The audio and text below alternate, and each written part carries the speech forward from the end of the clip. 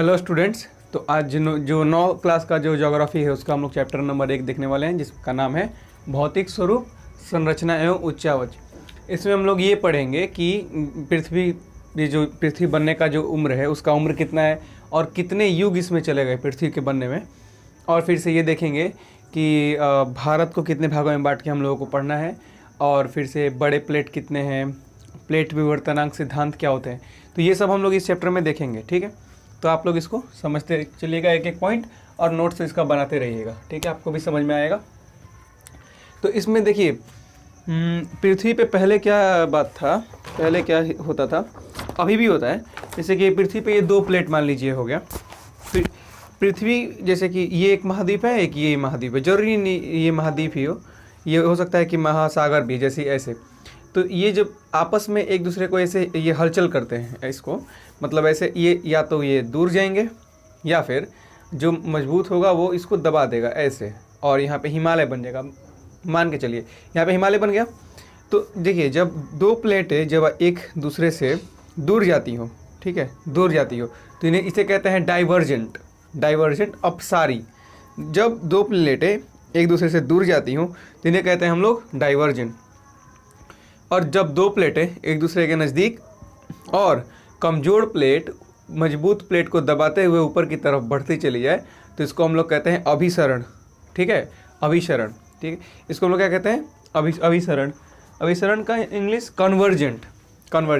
तो ये हो गया डाइवर्जेंट और ये हो गया कन्वर्जेंट, ठीक है, डाइवर्जेंट और कन्वर्जेंट, अभिसारी और अपसरण, ठीक है। अब यहाँ देखिए भारत पे पृथ्वी पे बहुत सारा बड़ा बड़ा प्लेट है और बहुत सारा छोटा छोटा प्लेट है। तो इसको कहा किसने, तो इसको कहा था बहुत सारे वैज्ञानिकों ने मिलकर। उन्हीं में से एक वैज्ञानिक थे जिन्होंने 1967 में उन्होंने कहा था, उनका नाम था W.J. मॉर्गन। तो मॉर्गन भाई साहब ने क्या कहा कि देखिए पृथ्वी पे जो है बहुत सारा प्लेट, जो बड़ा बड़ा प्लेट है वो एक दूसरे के आसपास ही रगड़ खा रहे हैं, और पृथ्वी पे कोई एक प्लेट नहीं है बल्कि बहुत सारे प्लेट बटे हुए हैं। इसी प्लेट के बंटवारे के सिद्धांत को हम लोग कहते हैं प्लेट विवर्तनांक सिद्धांत, ठीक है। इसके अंतर्गत उन्होंने 7 बड़े बड़े प्लेटों का नाम बताया, जैसे जिसमें 1 नंबर पे है प्रशांत महासागरीय प्लेट। प्रशांत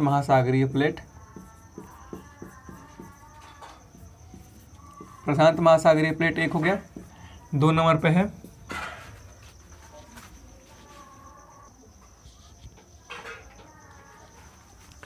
तो यहाँ पे जो W.J. मॉर्गन थे उन्होंने 7 बड़े बड़े प्लेटों का नाम बताया। सबसे पहले प्रशांत महासागरीय प्लेट, ठीक है।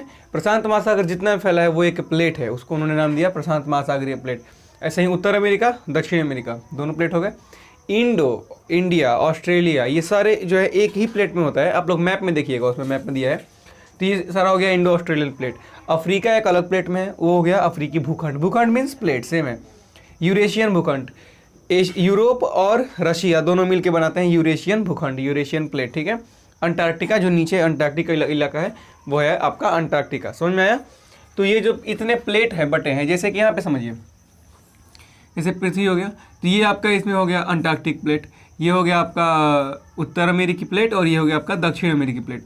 ये पूरा इतना जो है ये हो गया आपका प्रशांत महासागरीय प्लेट। ये आपका इतना हो गया इंडो ऑस्ट्रेलियन प्लेट, ये वाला हो गया यूरेशियन प्लेट, समझ में आया कि नहीं, और ये वाला हो गया अंटार्कटिक प्लेट। तो ऐसे ही बहुत सारे बड़े बड़े प्लेट हैं और बहुत सारे छोटे छोटे भी प्लेट हैं। जैसे कि यहाँ पे हो गया चागोस प्लेट, कुछ यहाँ पे है चागोस प्लेट, ठीक है। यहाँ पे आपका बहामास प्लेट, इस वाले इलाके में बहामास प्लेट, यहाँ पे ही है फिलीपींस प्लेट। ऐसे ही समझने के लिए कुछ बड़े प्लेट भी हैं और कुछ छोटे प्लेट भी है। समझ में आया कि नहीं, समझ में आया कि नहीं। तो ये तो आपके हो गए प्लेट विवर्तनांक सिद्धांत समझ में आ गया। प्लेट, पृथ्वी पे बहुत सारे बड़े बड़े प्लेट हैं जो आपस में गतिशील होते हैं। अगर दूर चले जाएं तो डाइवर्जेंट, पास आए दूर चले जाएं तो कन्वर्जेंट, पास आ जाएं तो डाइवर्जेंट। समझ में आया कि नहीं। अब यहाँ पे नहीं, शायद दूर चले जाएं तो डाइवर्जेंट, हाँ, डाइवर्जेंट मतलब दूर चले जाना। और कन्वर्जेंट का अर्थ है कि वो इस पे एक चढ़ जाए और एक दब जाए, तो उसको कहेंगे कन्वर्जेंट। तो ये वाला हो गया। अब आपको मैं बताना चाहूँगा, इसमें किताब में दिया है कि पृथ्वी को बनने में लगभग 5 अरब साल लग गए हैं। कितने साल? 5 अरब साल। तो उन 5 अरब साल में कुछ साल हम लोग को पढ़ लेना है, जैसे कि एजोइक, मेसोजोइक, पैलियोजोइक। तो वो सारों में पहले यहाँ पे लिख लेता हूँ ताकि मुझे समझाने में और आसानी हो जाएगा। अब प्लेट विवर्तनांक सिद्धांत खत्म हो गया।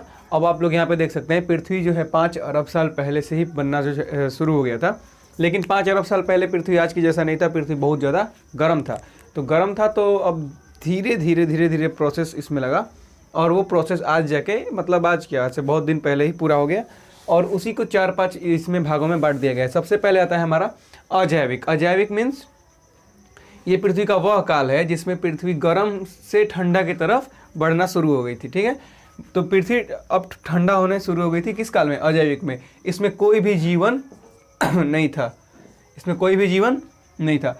अच्छा, पूरा जीव में क्या होता है? पूरा जीव अजैविक के बाद, यानी कि जब पृथ्वी ठंड हो गई, जब पानी पृथ्वी पे हो गया, तो इसमें मछलियाँ, पानी में मछलियाँ इसमें आनी शुरू हो गई। पूरा जीव पैलियोजोइक। ठीक है, पूरा जीव के बाद मध्य जीव। मध्य जीव में डायनासोरों का वास हो गया था बहुत ज़्यादा, और जो डायनासोर थे पूरी पृथ्वी पर राज कर रहे थे, और जैसे ही डायनासोर मरे तो वो खत्म होकर हो गया नूतन जीव, यानी कि अभी का।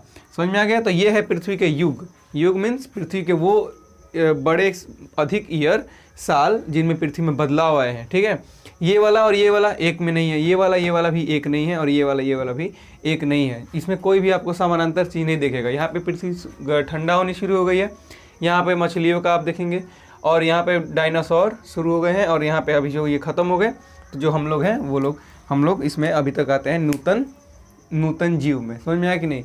नूतन जीव का अंग्रेजी नाम है कैनियोजोइक। कैनजोइक। ठीक है, कैनजोइक। इसमें हम लोग अभी तक जितने भी अभी तक जो जीवन हमारा है उसमें ये आ जाता है। ठीक है, तो इसको आप लोग लिख लीजिए, मैं इसको मिटा के कुछ और मुझे यहाँ पे लिखना है।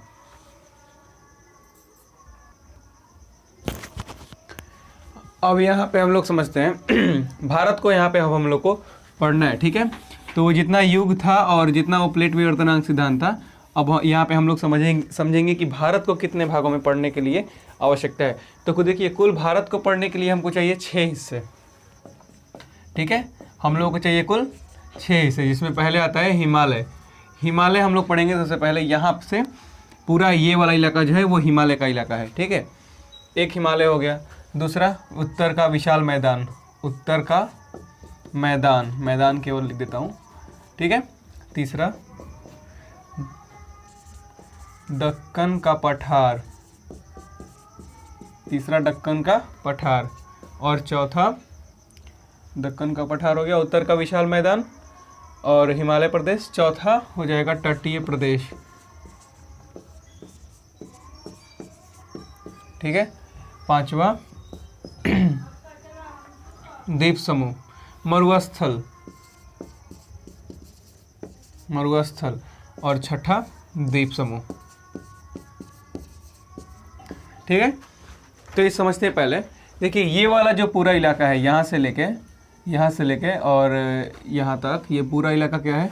ये है उत्तर का विशाल मैदान। ठीक, सॉरी, हिमालय। ये पूरा इलाका क्या है? ये है हिमालय।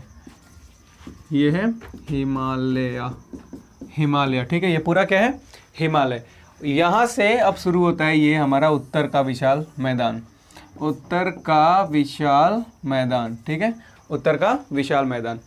अब यहाँ पे देखेंगे दक्कन का पठार, तो ये वाला जो पूरा इलाका है ये है दक्कन का पठार।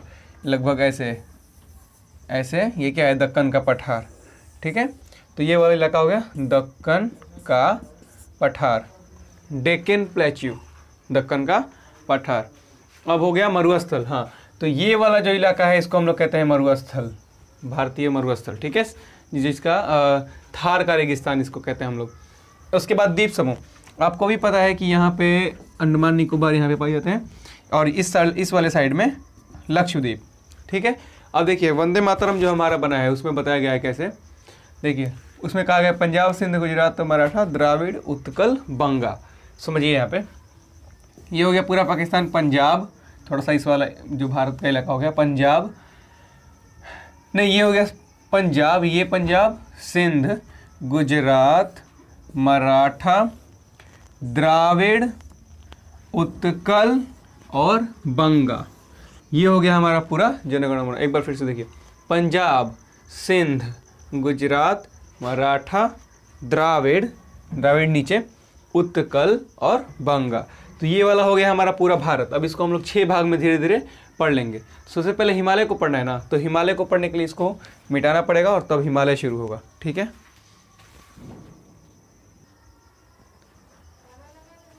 अब हिमालय को यहाँ पे हम लोग शुरू करते हैं, ठीक है। तो यहाँ पे देखिए हिमालय जो इस वाले साइड में है उसको बोलते हैं महान हिमालय, ठीक है, महान हिमालय। पूरा महान हिमालय नेपाल से होके जाता है और महान हिमालय नेपाल यहाँ पे है माउंट एवरेस्ट, माउंट एवरेस्ट महान हिमालय। सबसे ऊपर कौन सा है? महान हिमालय। और इसी में सबसे ज़्यादा जो है इसमें जो इसको सबसे ज़्यादा बड़े बड़े चोटी इसमें पाए जाते हैं। इसका औसत ऊंचाई, चोटियों का औसत ऊंचाई होता है 6100 मीटर, ठीक है, महान हिमालय। उसके बाद लघु हिमालय,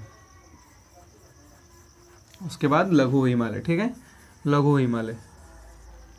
इसका औसत ऊंचाई 4500 से लेके 1800 से लेके 4500 तक, 4500 मीटर। उसके बाद आते हैं छोटे हिमालय, बहुत छोटे, इसको बोलते हैं शिवालिक, छोटी हिमालय शिवालिक, ठीक है। महान हिमालय के बाद लघु हिमालय, लघु हिमालय के बाद शिवालिक। इसका ऊंचाई 1800 से कम, 1800 से कम। तो ये हिमालय है, ठीक है। अब हिमालय में यहाँ पे है K2, K2, ठीक है। ऐसे ही K1 भी है, K3 भी है, K4 फिर K5 सब है। तो यहाँ पे ये हिमालय हो गया, ठीक है। और यहाँ पे अब इस वाले इलाके में अगर देखें तो ये इस सबसे ज़्यादा बड़े बड़े चोटी इसी वाले इलाके में पाए जाते हैं। और इस वाले इलाके में, ये वाला इलाका पूरा नेपाल का है। और यहाँ नेपाल और चाइना के एकदम पॉइंट पे है माउंट एवरेस्ट, जिसका ऊंचाई है 8848 मीटर, जो कि आजकल 8849, कोई 50 ऐसे बता रहे हैं, ठीक है। तो ये वाला हो गया आपका हिमालय। अब इसको नदियों के आधार पे बांट दिया गया है, नदियों के आधार पे। जैसे कि यहाँ से सिंधु नदी आती है तो नदियों के आधार पे भी बांट दिया गया है। वो नदियों के आधार पे कैसे बांटता है इसको अभी हम लोग समझते हैं। अब यहाँ पे जो नदियों के बारे में, नदियों के हिसाब से जो बांटा गया है उसको समझते हैं हम लोग धीरे धीरे। देखिए यहाँ पे देखेंगे ना तो सिंधु नदी यहाँ पे इस वाले दिशा से ऐसे होके बहती है, ऐसे, ठीक है, ऐसे सिंधु नदी होके बहती है। सिंधु और यहाँ पे बहता है सतलज, ठीक है। यहाँ पे सिंधु और सतलज के बीच में जो जितना भी हिमालय का एरिया है उसे कहते हैं हम लोग पंजाब हिमालय। बस नदियों के हिसाब से बांटा गया है इसको, पंजाब हिमालय, ठीक है। सतलज और काली नदी के बीच जो हिमालय का इलाका पड़ता है उसे कहते हैं कुमायूं हिमालय या फिर हिमाचल हिमालय, ठीक है।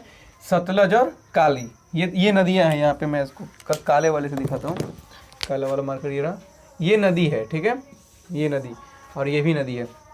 ये सतलज नदी हो गया, ये काली नदी। जो सतलज और काली के बीच में जो हिमालय है उसको बोलते हैं कुमायूं हिमालय। काली नदी और तीस्ता नदी के बीच जो हिमालय है उसे कहते हैं नेपाल हिमालय। और तीस्ता नदी और ब्रह्मपुत्र नदी के बीच में जो हिमालय है उसे कहते हैं असम हिमालय। बस इसको समझिए एक बार और। सिंधु नदी और सतलज नदी के बीच जो हिमालय हो गया उसे कहते हैं पंजाब हिमालय। सतलज नदी और काली नदी के बीच जो हिमालय हो गया उसे कहते हैं कुमायूं हिमालय या फिर हिमाचल हिमालय। काली नदी और तीस्ता नदी के बीच जो हिमालय हो गया उसे कहते हैं नेपाल हिमालय। और तीस्ता नदी और ब्रह्मपुत्र नदी के बीच जो हिमालय हो गया उसे कहते हैं हम लोग असम हिमालय। समझ में आया? तो ये हिमालय को बस बांट दिया गया है इसमें नदियों के आधार पे, तो इसमें ज़्यादा कन्फ्यूज होने की बात नहीं है। पंजाब हिमालय, कुमायूं, नेपाल, असम। पंजाब, कुमायूं, नेपाल, असम, 4 बार बोलेंगे याद हो जाएगा।